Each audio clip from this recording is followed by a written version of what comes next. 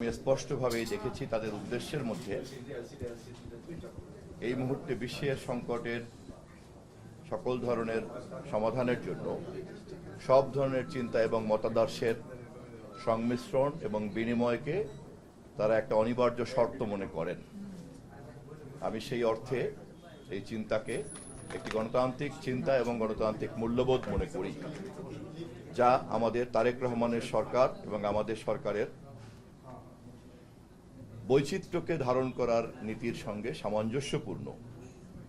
যে যার জায়গা থেকে তার কথা বলবেন এবং আমরা সুস্থভাবে সেই কথাগুলিকে বিনিময় করব। এর মধ্য দিয়েই দেশের মানুষ, অঞ্চলের মানুষ এবং বিশ্বের মানুষ তাদের সঠিক পথ খুঁজে বের করবেন।